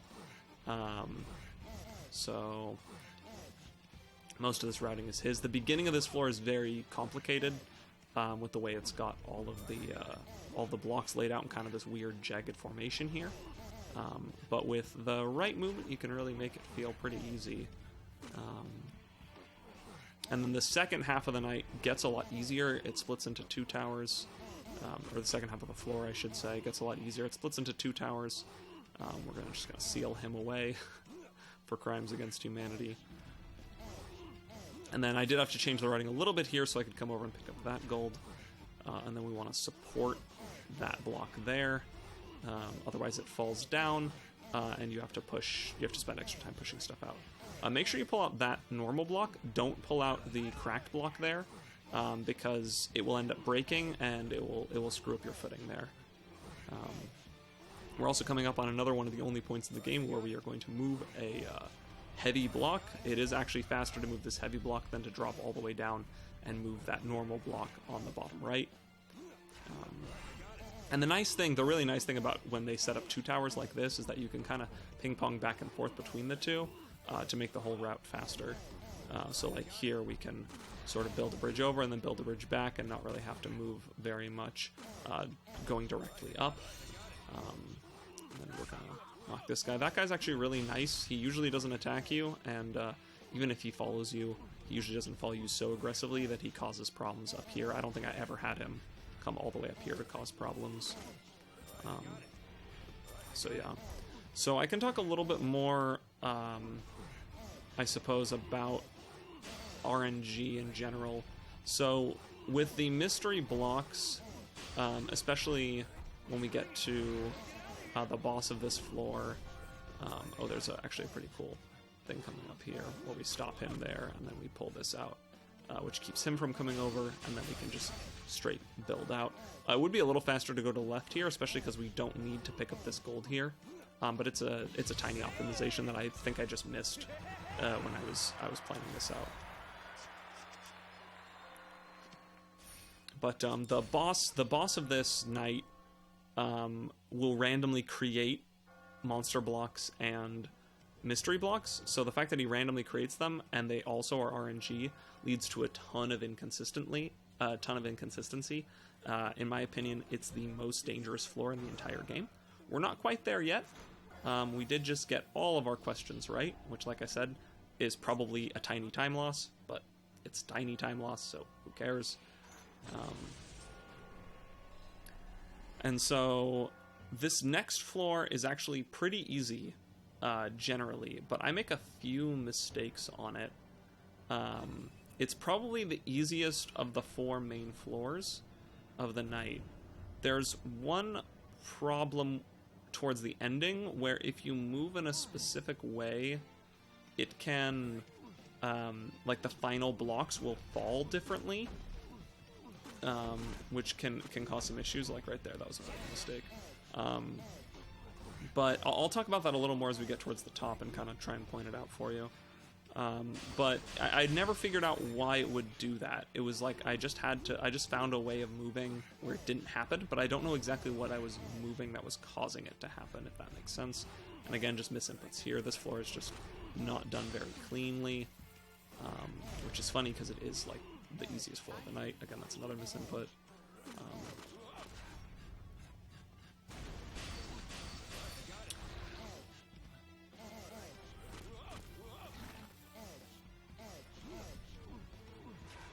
Oh, I did want to talk a little bit about routing, because when you are playing this game, and you're routing, there's a way built into the game for you to play any stage that you want at any time. And so it's tempting to use that to route, and you should, but you need to make sure that when you're doing it that you are on the minimum number of drinks, because as we discussed before, Vincent does lag more when he has had nothing to drink, which you wouldn't think would be a problem, but it actually causes you to move a little faster, which causes blocks to spawn differently. And here we're going to use that death book that we picked up on floor 2 to great effect. Speed that up a little bit. And then I'm specifically avoiding stepping on the mystery blocks there to prevent another heavy block from spawning in a space where it would slow us down. These are the final block section that would fall down differently sometimes if you don't move the exact way that I moved on this floor, and I could not tell you why. I have no idea. And this final section is a little nerve-wracking. It's super late in the run, and if you step on any of these, of course you die. Remember, we are buffering inputs, so we are like half a second ahead, so if you buffer an input wrong, you're just going to step on a black hole block and disappear forever. And have to restart this entire floor, which is, 91 steps, 96 steps tall. So it's a long run back if you die there, and it loses you a lot of time. But when you're testing, and you're testing at max strengths, it causes Vincent to move a little faster, and that causes blocks to fall differently. And so certain setups that work on max strength Vincent don't work on no drink Vincent, which maybe potentially could allow for some time save, like to drink at the bar. But the problem is drinking at the bar takes so much time. Like even using one drink probably takes like 30 seconds or more of cutscenes that you have to go through. So I don't think it would really be worth it, but I thought it was an interesting thing to point out when you're routing, that you need to have a save file where you have a no drink Vincent to test on. And we are going into the final boss. It's not the final boss, but it is a final boss. And this is, in my opinion, the most dangerous floor of the entire game. The most dangerous single floor of the entire game. And it's interesting because I think I did this really well because I practiced the crap out of it to try and make it a little more consistent. Because like I said, it's really inconsistent. And so I actually ended up having more difficulty on the next floor, which you'll see I actually come very close to just completely losing the run and having to reset. But you'll see here he is going to change blocks into mystery blocks, and then he's also going to change them into monster blocks. We absolutely cannot allow him to create monster blocks ever, and so sometimes if you see me undoing, it's because he kind of makes them into monster and mystery blocks on set intervals. And so if you know that one's coming, you can just do an undo real quick to prevent him from doing that. He also can use that gun of his to blow up a block that you might need. So you've got to be careful with that as well. So there's just so many ways that he can cause problems for your knight in general. This floor just sucks. This floor just absolutely sucks to climb. But we do a pretty good job here of climbing it and of avoiding his attacks here. You can stand, and I do an undo there specifically to break his attack cycle and trigger him to change blocks so that we can change that bomb block into a mystery block, so that we don't have to step on it. Because if you step on that bomb block, it will cause a lot of problems for you. You really don't want to step on that. I undid that because it was going to turn into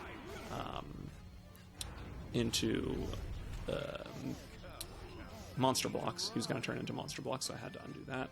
And then you've got to be careful here. He blew up that block, which I absolutely need. You kind of need to go over and get this block so that you can use this staircase appropriately. For the kick attack, as long as you keep moving when he does it, you don't run into any problems. And again, you just cannot allow him to summon monster blocks like that.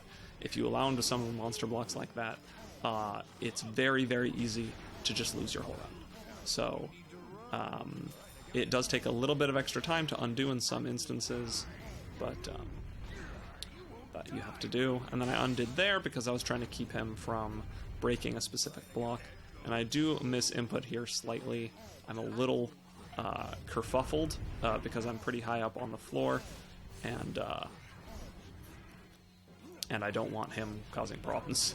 So I am undoing a little more than maybe I have to, and I get trolled here by that turning into a heavy block. But again, I don't have a super clean exact path up this floor, just because sometimes with how he changes things, you have to improvise. Ideally, it would be fastest to do not what I'm doing right here. to use that block on the right side to climb up. But in the moment, I wasn't able to do that. You'll know you're getting towards the top of this tower when he starts spamming kick. And it's also better to hang onto a ledge when he's spamming kick, because he won't knock you off your feet when he kicks, and it'll allow you to move a little faster. This final segment is a little crazy, and I believe we get to skip this big gold here. Yeah, we get to skip this big gold here, because we are finally at the point in the night where we can start skipping golds pretty aggressively. There is so much gold and so many points in this night that the losing threshold is actually pretty high. You still have to be careful. You can't just skip every gold that you see on the final floor, even if you've collected everything on the floors previous. But you can skip a lot of them, and you generally want to save your big skips for the final 2 floors, because that's where you'll have the most difficulty with the boss attacking you and everything. The RNG. Also, the RNG can sometimes cause some of the big golds on that floor we just saw to just not spawn. I've had several times where one of them has just not spawned. So it's hard to be aggressive with the amount of gold you're picking up on earlier floors. Because you don't want to skip too much and then the gold just doesn't spawn on floor 5, and then you just have to reset your whole run. And then this is his sort of final form here. Ironically, this floor is actually a lot easier than the last floor that we got, but I run into a lot of trouble on it in this run specifically, which is a shame, because if I had played this floor slightly better, I mean, this run would have been probably maybe a minute faster, which is kind of crazy to say, but at least 30 seconds, like minimum it would have been 30 seconds faster. He has a few attacks. He does also change blocks, sort of like the last one. This is the attack that you should never ever get hit by, where he just uses a laser to annihilate the entire bottom floor. But you can undo to stop it, and if you're climbing fast enough, he should never ever hit you with it. Right here, he starts doing his most annoying attack, and sequencing gets very difficult. So basically, when he does this, he puts a debuff on you. You can see the little purple thing above my head. That means every time you pull out a block but not push a block, it will change the type of certain blocks, right, as you can see. And when he puts the debuff on you, it causes you to stagger, so you have to be careful to make sure you're not on top of a spike block when it happens. And then also, that was a misinput there, and I had to reset. And so the problem with having to reset there is that when I did the undo, it actually got rid of the debuff, because depending on when you last moved a block, your undo can pull off the debuff.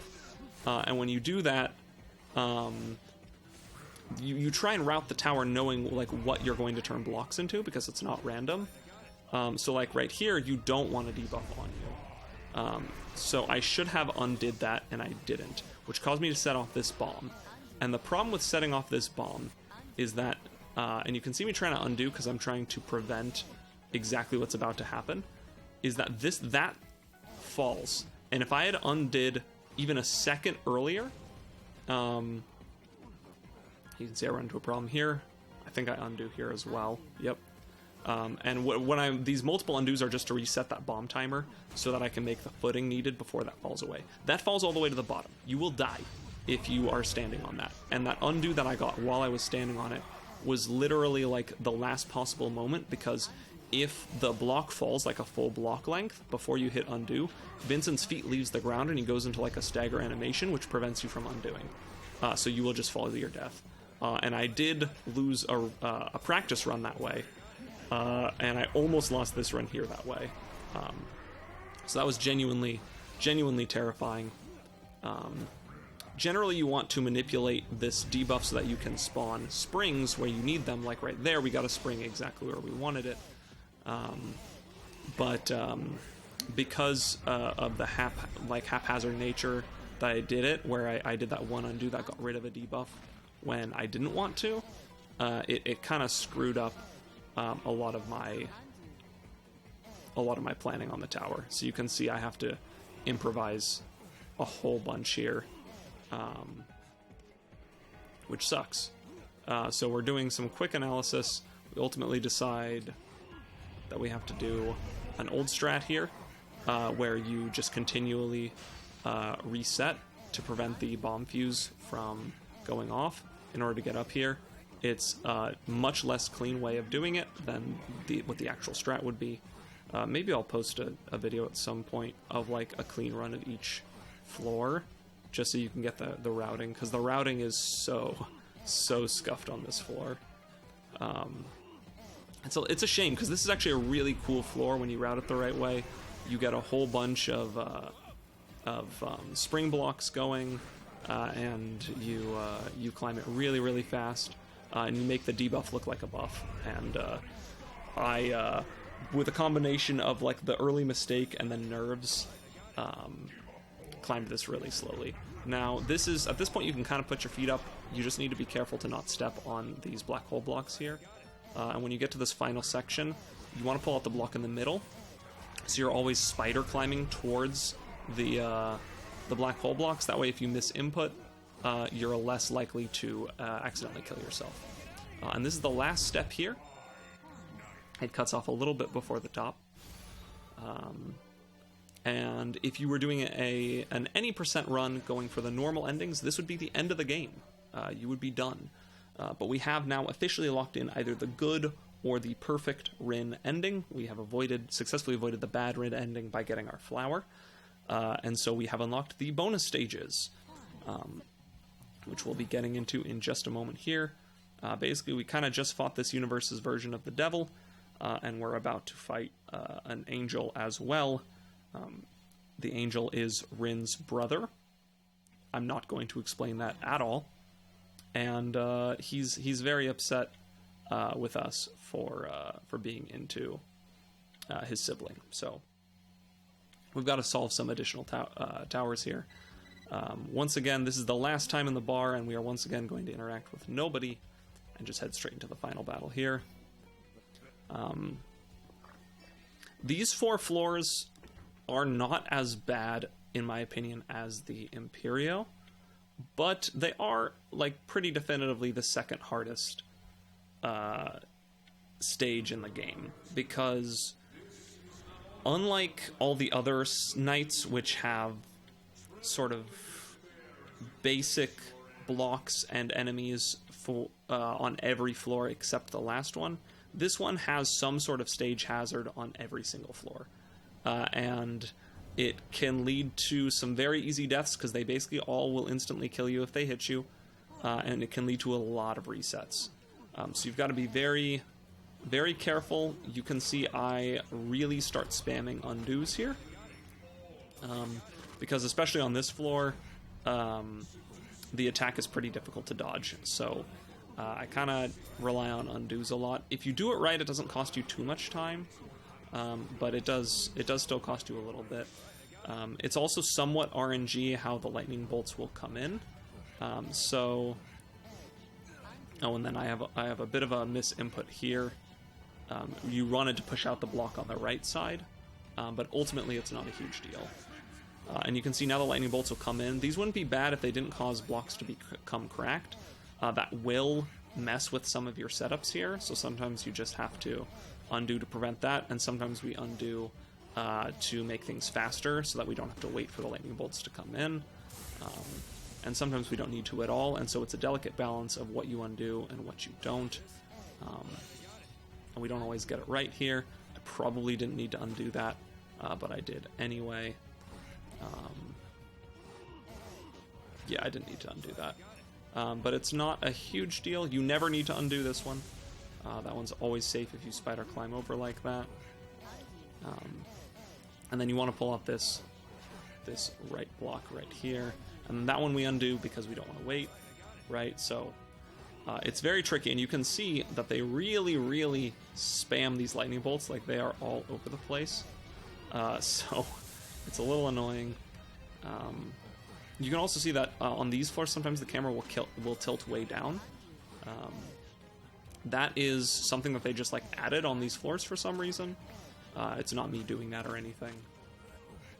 You also should be careful with these lightning bolts, because if you're spider climbing on a block that's in front of a block that's about to be hit by lightning, it will kill you.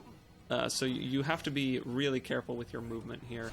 And then you also have to make sure that no lightning bolts hit these blocks up here, because if they crack one of your foundational blocks, this section can become impossible to complete. So, which is really cool, game developers, that's a thing. But, you know, I don't think they... I think that the idea of the bonus stages is just to give a little bit of a treat to players who played the game initially. In fact, the whole Rin ending is a little out there, even for Catherine, and I think that was specifically because they just wanted to kind of give a bit of a treat to players who had already mastered the first game. And then we do bring that all the way up here. You can just push this block out rather than pull it, and it does save you a little bit of time by dropping that block down, because you don't have to do a spider climb.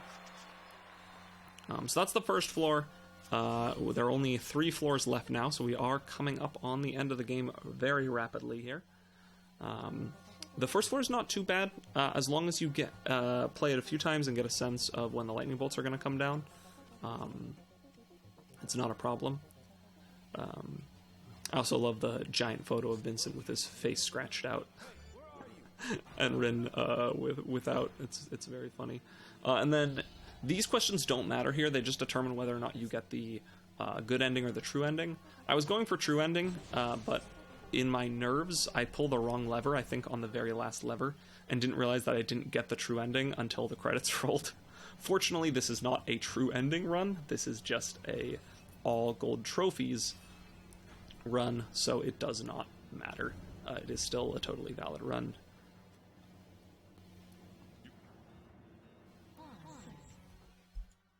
Now, the second floor introduces whirlwinds. Whirlwinds were typically just going to undo. The game wants you to hold onto a block to keep yourself from dying until the whirlwind passes, but that is slow, so we just undo it, because it is just always faster. If you are hanging above the red blocks, then it does still kill you, so you've got to be careful.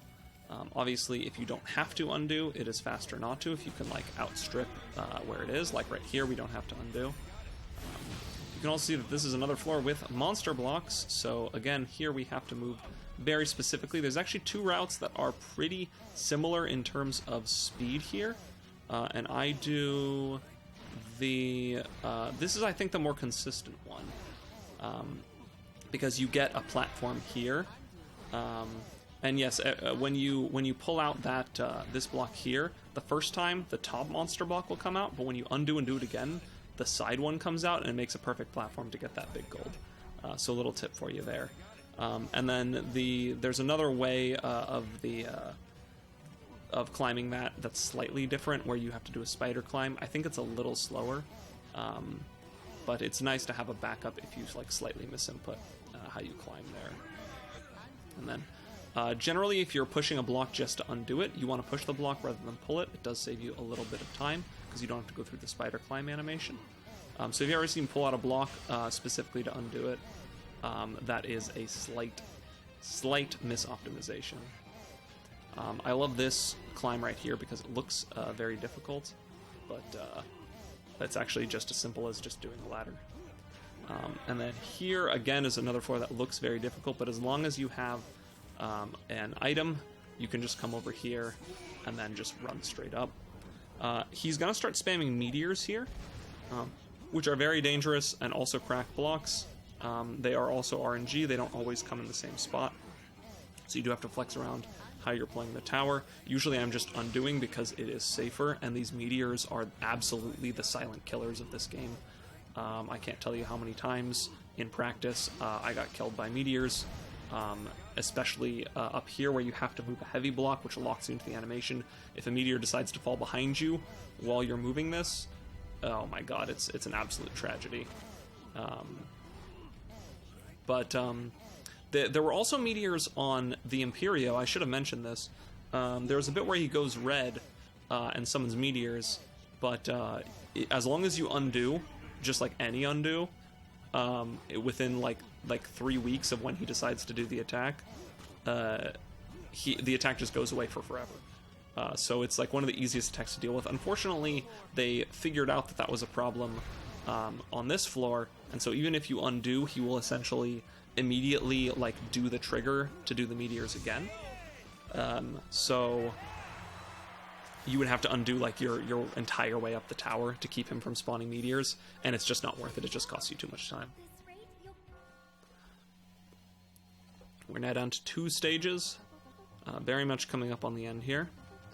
There's also some fantastic tracks that they added for these bonus stages. They added, if you don't recognize it, it's right at the Valkyries that's playing during this climb, and then the final stage is Moonlight Sonata, and it is an absolutely insane track. Generally, the music for this game is very, very good. I recommend listening to it.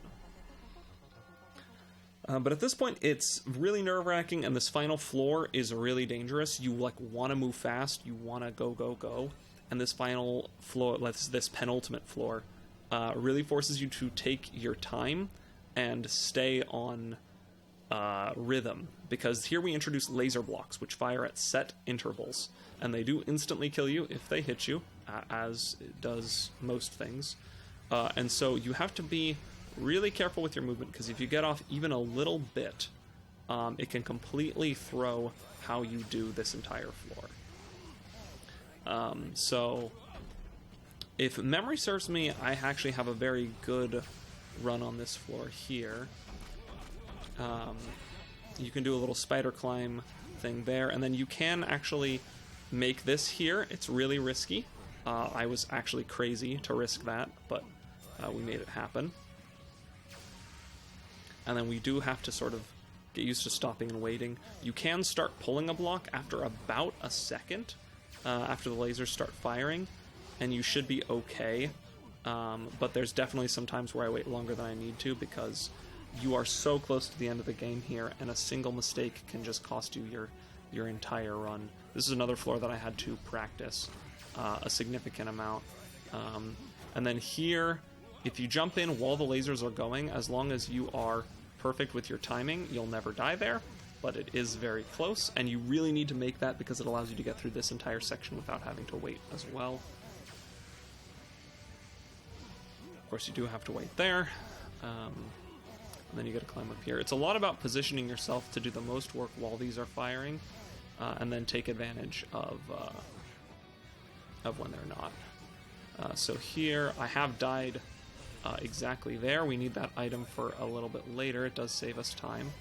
And the other, like, sort of nice solution to laser blocks is pulling out the laser block, because when they're on the same level as you, they're less dangerous. So it's funny because it's not normally the way your brain works. You think dangerous block, I don't want to interact with it, but it actually is faster in some instances. And then you need to be careful here, or safer I should say, in some instances. You need to be careful here because now the lasers start going double time. Very, very risky there. I should not have gone for that, but we managed to pull it off. The lasers go double time, which does mean that there's very little time where they're actually where their kill box is actually active. But on the other hand, it means that you have much less time in which to work, where it's like safe. So I definitely play this a little slow here because I know I'm very close to the end. And I don't want to restart this whole floor. It's like a 5-minute time loss if you do. And we did make it. That was a very clean 10-3 there. So if you're looking for the pathing up, that's a very good way of doing it. You just have to be a little careful. There were a few of those that I went through where I probably should have just waited another cycle. Obviously, if you get the timing down perfectly, you could climb that floor much faster than I did, but it's just so risky at this point in the run. It would be very interesting to see like a TAS try and do that floor specifically. See right here, I pulled the wrong lever. The true nature of love is self-righteous greed. And that is actually the final question of the game. No more questions, so I hope you had fun if you decided to opt into the little mini-game of seeing how you matched up against the answers of everybody else. These last 3 questions aren't particularly interesting, because they're so on the nose, I suppose. But now we get to the last floor. This is the highest floor in the game, and it's 175 steps. But fortunately, it is a very fast floor. It's one of my favorite floors in the game because the beginning section here is just absolutely sick. And I'm happy I was able to do it without any errors. So if you pull this out, you can actually just hold forward here, and those lasers will go off right before you would hit them. And then you can go underneath 5 squares here, 2 squares to the left, and you get a spring to take you up here, and you just get to skip everything there. We do skip a few golds, but at this point we have enough gold that it's not really an issue. We actually are going to skip a big gold here a little further down the line. And then generally on this wall, you just want to try and go with the path of least resistance here. Because they're really not putting your platforming chops to the test here anymore. It's mainly just avoiding the hazards and just moving as fast as you can. He does have a few hazards, but usually he will reposition himself before he does them, which gives you an opportunity to undo them if they are going to cause you trouble. I think the one most likely to slow you down is he has like a hand laser attack that I think we are going to see a little bit later. And generally you want to undo that. He also has an attack where he'll say bedazzled before he does it, and he will spawn a bunch of clones. The clones themselves are really problematic, but even beyond that, the cutscene where he spawns them costs you more time than it takes to undo. So it is an attack that you will just always undo because it always saves you time. And then he will also summon the whirlwinds that we saw on floor 2, or on 10-2, I suppose. And then he also will summon meteors, again, like we saw on 10-2. So the meteors, again, are the most dangerous attack that he has. The rest of it is not particularly problematic. If you can avoid undoing the hand laser, you kind of want to, because it'll save you time. And again, if you can avoid undoing the whirlwind, it'll save you time too, and lock him into an animation for a while where he can't do a different attack that might cause you more trouble. You can step on all these bombs, it does not really matter. And then right here, I want to make sure we undo that. You can just come straight over here, skip that big gold, and do this section a little faster. This is, once you made it past that section, you are in sort of the end game here. You can hear the bell, which means we're right close to the top. A bit of a mistake here for me, I wanted to pull that block out, but I didn't undo for some reason. Also, if he's in an animation, you generally want to undo before you get up here, because it'll trigger this cutscene faster. As you can see, we're right at the end, but it's impossible to get up, and he smashes it away. And if you listen carefully, you can hear Vincent say, "Oh, come on." Which, honestly, fair. But again, at this point, we're moving pretty fast, and there's not too many hazards. Like, this is one of the easier parts of the floor, because, as you can see, you can get up it pretty fast without too much dangerous happening. The main concern is just to keep track of his attacks, make sure you're in the right positions or you're undoing when he starts to do them. And then here... like, the fastest way to do this is to step on the bomb block. It unfortunately does cause a little bit of pathing issues, but nothing that's too hard to overcome. And he started doing the hand laser there, so you just undo that, because it's going to cause more problems. And see, the bomb block causes those blocks to fall, and so it does make your passing a little more difficult. And I believe at this point, not quite at this point, yes, right here, he starts doing meteors. And those can cause you problems. If that block had stayed cracked, I wouldn't have been able to do this solution here. So you gotta undo it. And then once you see this last staircase, you are really in the home stretch. Just make sure you are watching out for the meteors. I do take a lot of risks here right at the end of the game. With the meteor blocks, because I know I'm so close. I know I'm right on time. Dodge another meteor there. We are getting close to time here. Just one more step here, but we got to make sure to not get hit by meteors, and that's time. That is the entirety of the Catherine Full Body All Gold Trophies speedrun. It is also the entirety of the Catherine Full Body Any% speedrun. So thank you so much for joining me on this journey here. If you are interested in running the game after seeing this, you should absolutely leave me a comment or reach out to me, because I think this game is awesome and I would love if more people ran it. But if you just wanted to tune in just to sort of see what that crazy guy was doing over there, I hope you enjoyed it and learned a few things about a fun game. Yeah, I have not submitted this yet, but as far as I can tell, there shouldn't be any issues with the game in general, or with the run in general. So I'll be sure to update the description as soon as it gets approved by the committee. Anyway, thank you guys all for watching. This is Gloves Guy signing off.